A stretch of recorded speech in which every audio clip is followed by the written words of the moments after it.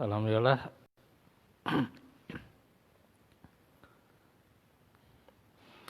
Hamdan katsiran thayyiban mubarakan fih kama yuhibbu rabbuna wa yardah. Asyhadu an la ilaha illallah wahdahu la syarikalah wa asyhadu anna Muhammadan abduhu wa rasuluh alladzi la nabiyya ba'dah.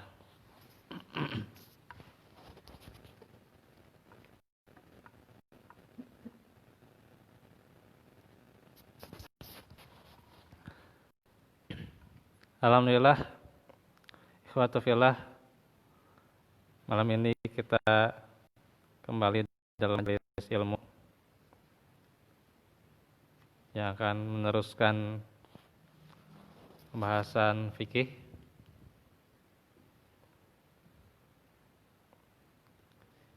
yang masih membahas seputar Al-Fatihah,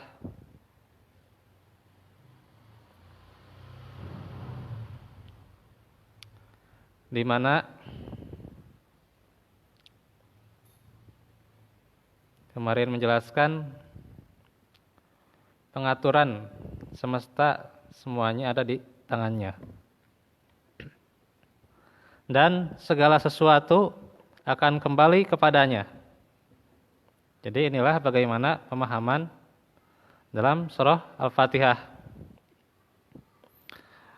Maka seorang muslim harus punya pemahaman bahwa semua itu adalah inna lillah wa inna ilaihi raji'un.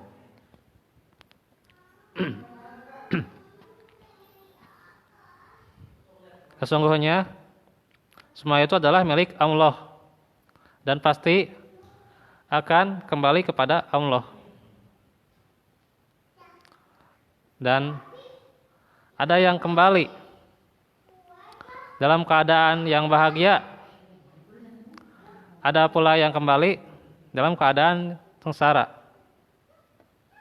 Karena itu, ketika kita membaca surah Al-Fatihah, maka harus penuh dengan keikhlasan. Dalam surah Al-Kahfi ayat yang terakhir, "Faman kana yarju liqa'a rabbih falyamal amalan sholiha wa la yusyrik bi ibadati rabbih ahada." Dan barang siapa yang mengharapkan pertemuan dengan Rabb-nya, maka ia harus beramal sholih. Dan janganlah ia mengadakan sekutu dalam beribadah kepada Allah, kepada Rabb-nya, dengan seorang pun. Artinya bagaimana menghadirkan niat ikhlas di dalam semua aktivitas, termasuk baca surah Al-Fatihah.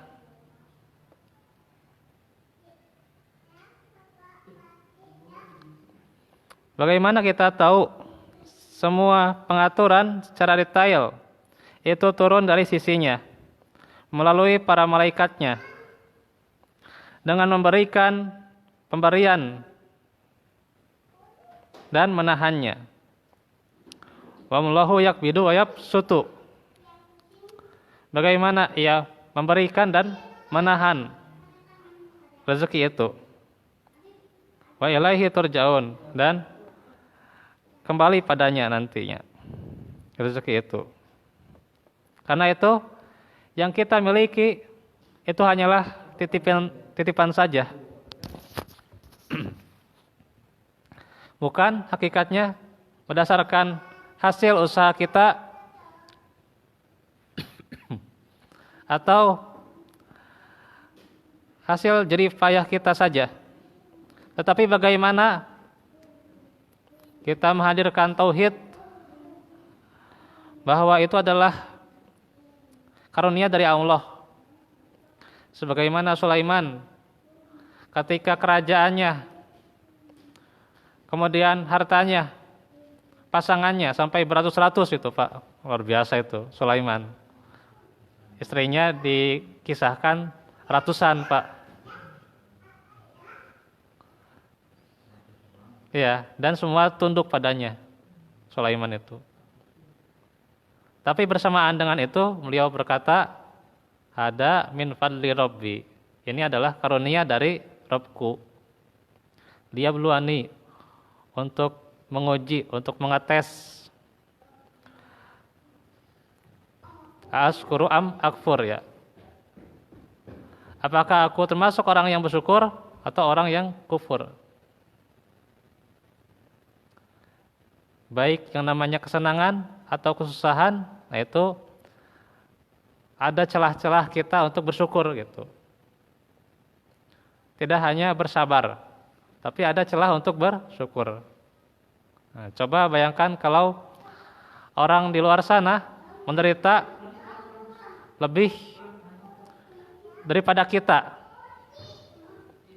atau di luar sana ada yang dengan ujiannya tidak menumbuhkan ketakwaan, malah justru bertambah kufur. Nah, ini adalah bagaimana kita masih diberikan kemampuan untuk bersyukur, untuk menuntut ilmu. Itu lebih utama, lebih mendapatkan rezeki yang paling mulia dibandingkan rezeki yang ada di dunia. Karena itu kalau dunia, maka kita harus lihat ke bawah gitu. Jangan selalu lihat ke atas. Supaya apa? Supaya kita bertambah rasa syukur kita. Baru akhirat kita lihat yang lebih atas ya. Yang lebih unggul daripada kita, yang amalannya lebih bagus daripada kita. Yang dia bisa lebih banyak hafalannya, banyak saum sunahnya, salat sunahnya daripada kita. Maka kita harus iri itu ya. Iya. Ya, masalah ibadah lihat ke atas. Masalah dunia lihat ke bawah. Ini yang kadang di kita masih kebalik kebanyakan ya. Sehingga ya rasa kesyukuran itu sangat kurang. Maka seseorang kalau membaca surah Al-Fatihah harus menumbuhkan rasa syukur. Karena Allah senantiasa memberi dan menahan rezekinya. Dengan juga menurunkan derajat para musuhnya. Dan mengangkat derajat kaum mukminin. Dengan menghidupkan dan mematikan. Dengan memberi suatu kekuasaan. Jadi ada yang diberi kekuasaan, ada juga yang dilengsarkan dari kekuasaannya. Nabi Ayub ya, sebegitu hartanya luar biasa, kaya, istrinya banyak ya, tapi ketika Allah takdirkan dia terkena musibah untuk menguji keimanannya, ya habis semua harta. Bahkan istrinya cuma satu yang setia. Ya, ya sakit kusta. Sampai berdarah-darah ininya, kulit-kulitnya itu. Dan bau. Ya.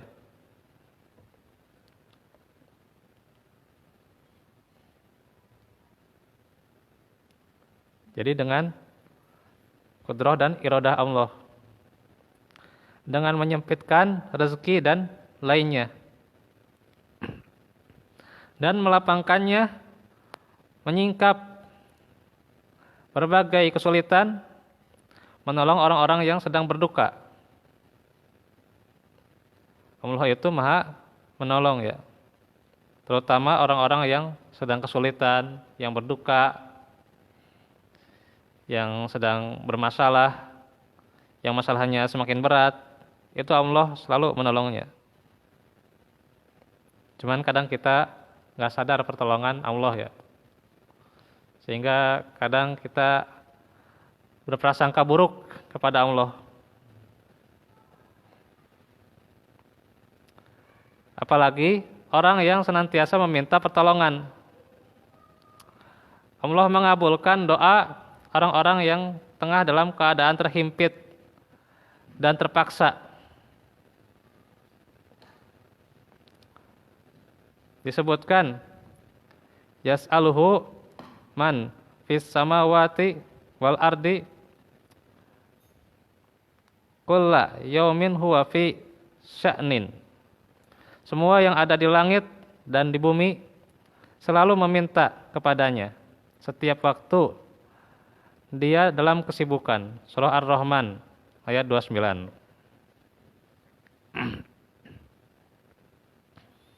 Nah, ini menerangkan bagaimana semua hambanya yang ada di langit dan bumi itu selalu meminta. Nah, ini kadang waktu kita tidak banyak dihabiskan dengan doa ya. Padahal sayang sekali kalau waktu itu disia-siakan. Seseorang tinggal berdoa dan Allah niscaya ijabah asal dia memenuhi janjinya, memenuhi kewajibannya. Nah, kadang kita menyanyiakan waktu ya. Waktu ijabah di hari Jumat sebelum waktu maghrib, sebelum berakhir hari Jumat itu kan waktu ijabah ya. Tapi kadang kita lepas gitu aja, lupa berdoa. Sepertiga malam misalnya Pak. Ya itu kan, kita kadang lepas tidak berdoa. Atau kadang zikir pagi dan petang gitu ya. Kadang lewat aja ya Pak. Iya. Nah, inilah bagaimana doa itu luar biasa sebenarnya, keajaiban, rahasianya yang patut kita upayakan. Karena tidak ada yang bisa mencegah apa yang dia beri, dan juga tidak ada yang bisa memberi apa yang dia cegah, dan tidak ada yang bisa menolak ketetapan, dan tidak ada yang bisa menolak perintahnya. Tidak ada yang bisa merubah kalimatnya ya. Bagaimana para malaikat dan Jibril naik menujunya. Setiap pagi dan petang itu dijelaskan amalan-amalan seorang hamba. Oh, ini seorang hamba sudah begini. Khususnya subuh dan asar kan. Ini utamanya kita mendahulukan kewajiban kita ya. Jangan dilambat-lambat. Subuh dan asar. Nah, coba upayakan. Memang lebih utama sebelum adzan ya Pak. Cuman memang di kita kadang masih berat ya. Masih berat kadang. Ya minimalnya kita nggak ketinggalan sholat qobliyah subuh. Nah, ini harus coba gitu ya Pak. Rutinkan qobliyah subuh. Itu kan lebih baik dari dunia dan seisinya. Terus sholat subuhnya jangan telat gitu. Ya, berjamaah. Sebelum imam bertakbir, artinya kita sudah ada gitu.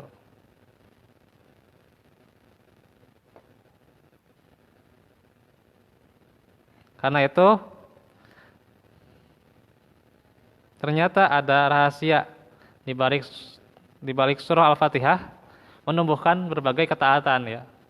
Ketaatan dalam masalah kewajiban dan juga masalah sholat sunnah gitu. Karena orang yang mewujudkan iya karena bodoh tidak hanya kewajibannya saja, tapi bagaimana yang sunnah-sunnahnya dia amalkan. Sehingga dia menentukan berbagai ketentuan takdir dan memberikan waktu-waktu masanya. Kemudian menggiring ketentuan takdir tersebut pada waktunya. Di mana dia mengatur itu semua dan menjaganya serta berbagai kepentingannya. Semua dijaga, keperluannya dijaga. Jadi setiap orang itu dijaga ya Pak? Dijaga. Kita harus yakin penjagaan Allah terhadap seorang hamba. Apalagi ketika dalam masa-masa seperti ini ya. Kita yakin walaupun pandemi yang belum berakhir, Allah akan senantiasa menjaga kita. Dalam masa-masa ketakwaan, masa-masa ketaatan yang belum berakhir. Nah, sekarang kita tiba di bulan Muharram ya. Kan itu masa ketaatan belum berakhir ya. Besok saum hari yang ke-9 ya. Iya. Terus Ahadnya ya Asyura saum hari yang ke-10 gitu. Belum nanti Senin, Kemisnya kan. Pertengahan bulannya. Ya. Iya. Jadi emang orang Yahudi itu dulunya sering bersyukur, senang-senang di tanggal 10 Muharram karena kemenangan Nabi Musa. Akhirnya karena orang Yahudi itu senantiasa saum juga, maka Nabi ingin menyelisihi mereka gitu.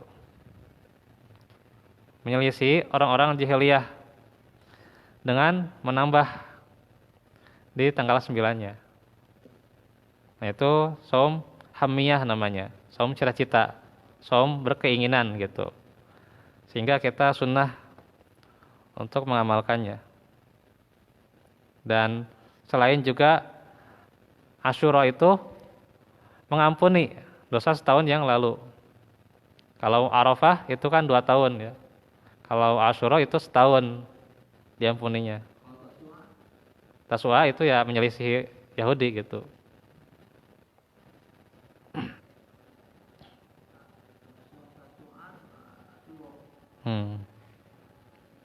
Nah itu nanti kita lanjutkan lagi bagaimana rahasia dalam surah Al-Fatihah yang sangat banyak hikmah dan amalan yang bisa kita petik dalam surah ini. Hingga kita tentunya bisa meresapi dan termasuk orang-orang yang khusyuk ya. Amin ya rabbal alamin. Insyaallah besok kita lanjutkan lagi pembahasan kita. Walafu minkum barakallahu fikum. Subhanakallahumma bihamdik asyhadu an la ilaha illa anta astaghfiruka wa atubu ilaik. Walhamdulillahirabbil alamin. Rabbana atina min ladunka rahmah wa hayyi lana min amrina rasyada.